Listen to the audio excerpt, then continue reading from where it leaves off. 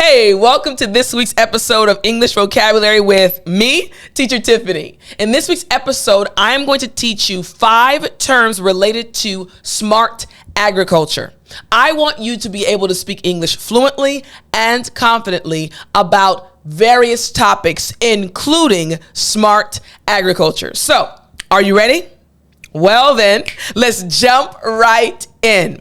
All right, so we're getting started with our first term. Our first term is precision agriculture. Good. Again, after me.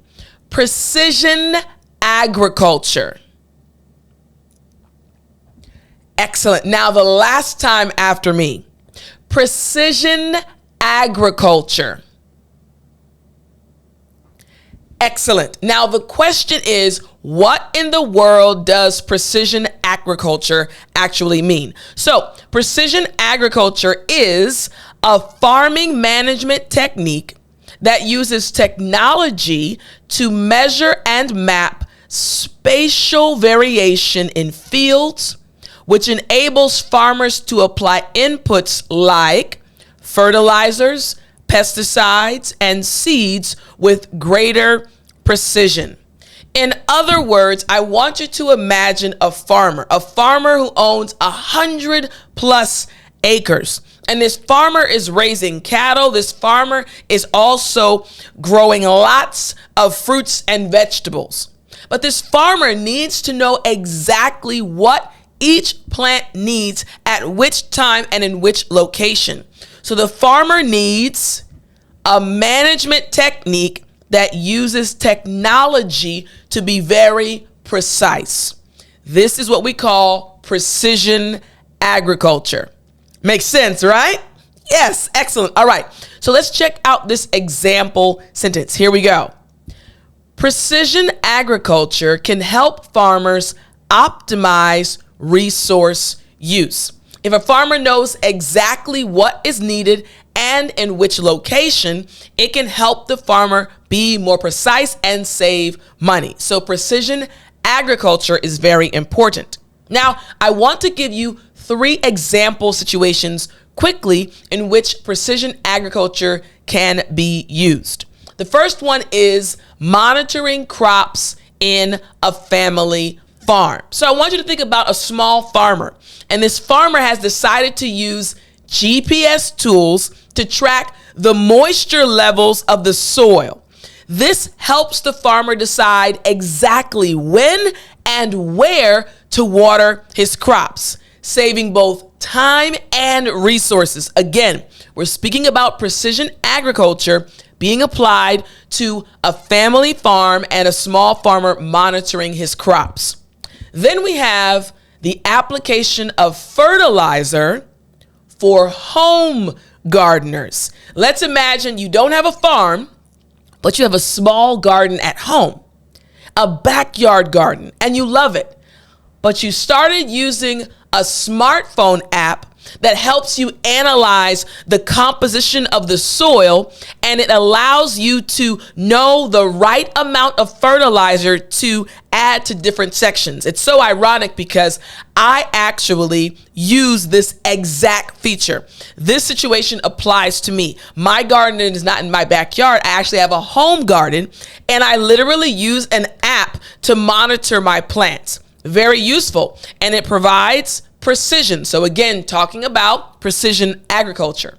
Then we have equipment efficiency for contract farmers. I want you to think about a contract farmer. He's using automated tools to guide him or her, right? As he or she is using the tractor, they want to avoid overlapping when you're plowing or when you're seeding. You want to make sure, hey, I didn't plow that yesterday. I haven't plowed this area, so let me move forward here. It helps you be more efficient and more precise. I did rows 1, 2, 3, and 4. Today I'll start with number 5, and this automated system will help me be more efficient. Again, using precision agriculture. Makes sense, right? Excellent. All right. Now let's move to our second term. Our second term is drones. Yes, I think you've heard about this term. Again, our second term is drones. Excellent. Last time after me. Drones. Great job. Now the question is, even though you've probably seen them in many different places, what is a drone? So the dictionary definition of a drone is unmanned aerial vehicles that can be used for various purposes, including aerial imagery and data collection. So drones, they're flying vehicles, right? Usually people have the remote, they're standing on the ground, and it's flying in the air, and it's used to kind of survey the ground, or it's used to take pictures of things. A drone. Makes sense, right? All right, check out this first example sentence. Drones can capture high-resolution images of crops to assess health and yield. Again, we're speaking about agriculture, specifically smart agriculture.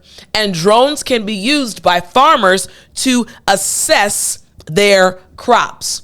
Now, there are three other situations in which drones can be used. This term, drones.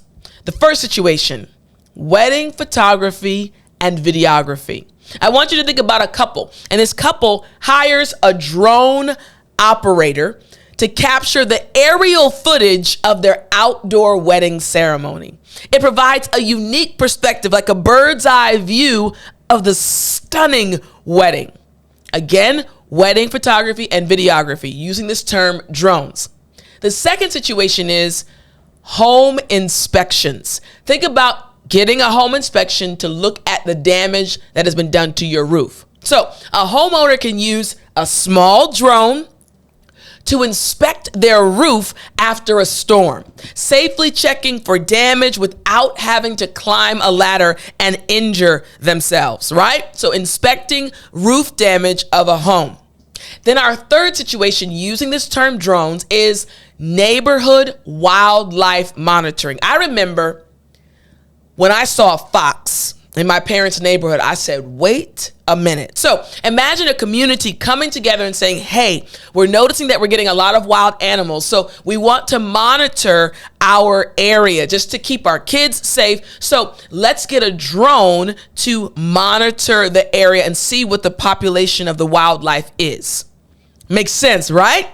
Excellent. So our second term again is drones. And our third term now is yield.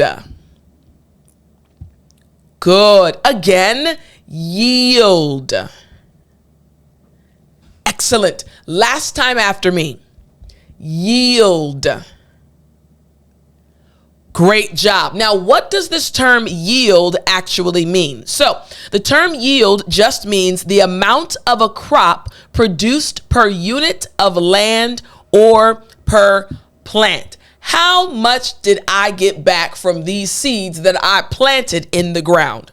What is the yield? Again, the amount of a crop produced per unit of land or per plant. All right, check out this example sentence.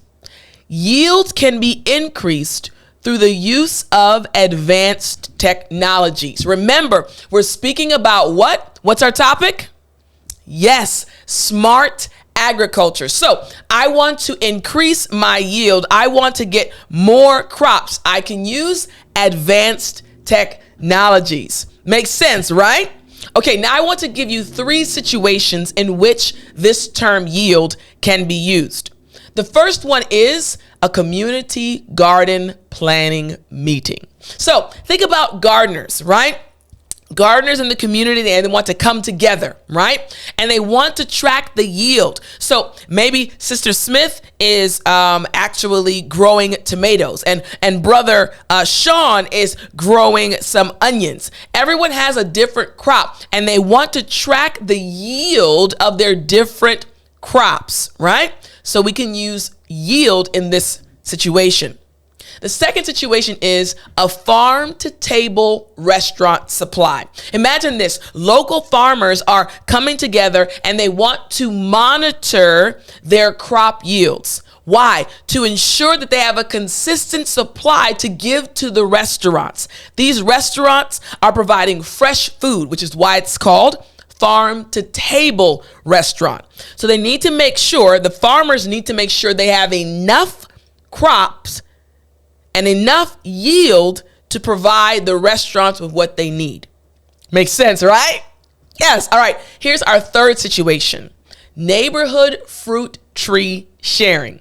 I want you to imagine families, right? These families are coming together and they're trying to track the yield of their backyard fruit trees.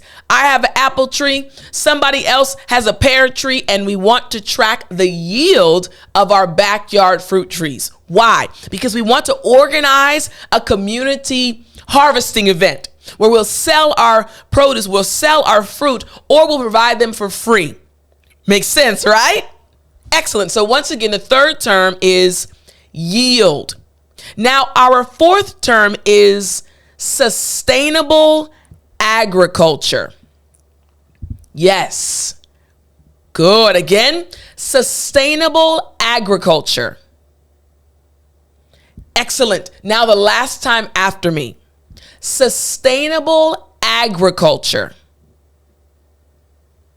Excellent. Now, what does this term sustainable agriculture mean? Now, this term sustainable agriculture just refers to agricultural practices that are environmentally friendly, economically viable, and socially just. Again, agricultural practices that are environmentally friendly, viable for the economy, and socially just. In other words, very good agricultural practices. Check out this example sentence. Here we go. Sustainable agriculture aims to protect natural resources and reduce pollution. When you're speaking about the field of agriculture, right?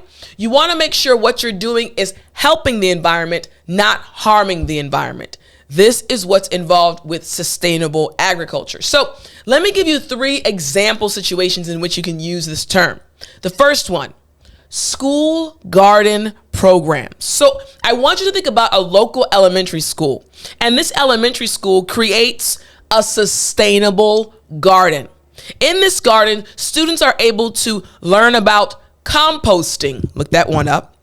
They can learn about water conservation, and they can grow food without chemical pesticides. So chemical pesticides can harm the environment. But remember, we're speaking about sustainable agriculture. So we don't want to harm the environment. All right. So school garden programs.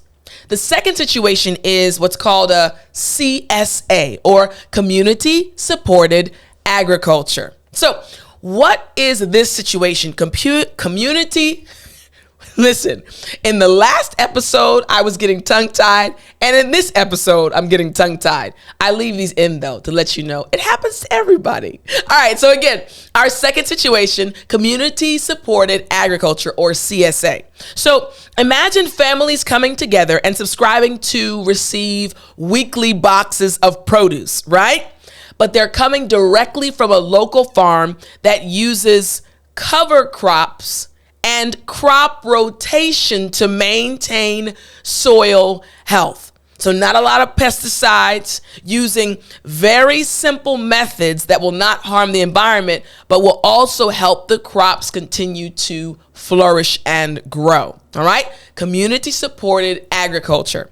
And then finally, situation number 3, urban rooftop farming. So I want you to imagine people that dwell in the city dwellers, right? They convert unused rooftop space into productive gardens. But these gardens are special. Why? Because they use rainwater.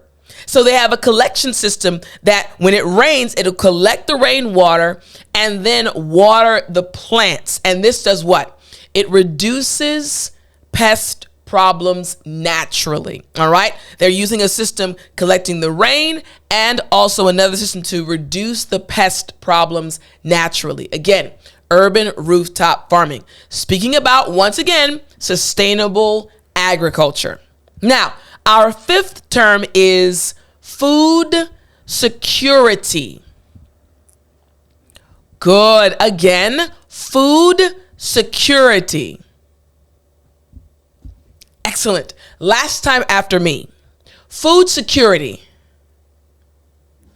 Great job. So what does this term food security actually mean? So food security refers to the state of having reliable access to a sufficient quantity of affordable, nutritious food. Again, having access, a reliable amount of food, reliable access to affordable and nutritious, right? We say food security. Well, candy is food, but that's not nutritious. People need access to produce, fruits, vegetables, beans, things that will actually nourish one's body. Food security, having access to these things. So check out this example sentence. Smart agriculture can contribute to global food security. You got it, right? Smart agriculture can contribute to this food security. Now, I want to give you 3 situations in which this term can be used, food security. The first situation, a neighborhood food pantry. All right, so they're trying to organize this neighborhood food pantry, right? So volunteers come together at this local food pantry and they start collecting surplus produce, right? Extra produce that a store doesn't need, or people start donating produce from their home gardens. And they use this food from the local food pantry now to distribute it to families experiencing food insecurity, families who don't have enough food. Makes sense, right? All right, here's the second situation.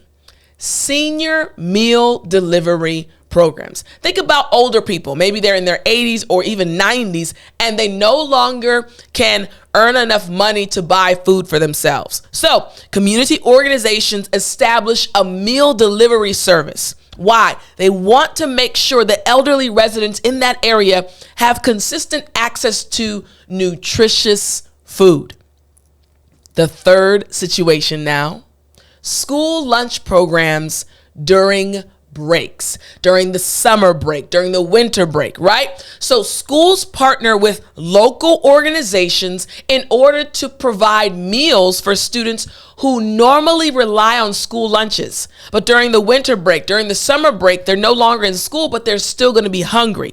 So during the holiday breaks, these organizations, these partners come together to provide food for the children because food security is important. Makes sense, right? Yes, so once again, our 5th term, food security. Now, remember, these terms will help you speak English fluently and confidently about the topic of smart agriculture. I hope you enjoyed our lesson today. Don't forget, if you want to get an email sent to you every day from Sunday to Friday, totally for free, with new vocabulary words, all you have to do is go to www.dailyenglishvocabulary.com. And my friend, I'll talk to you in the next episode.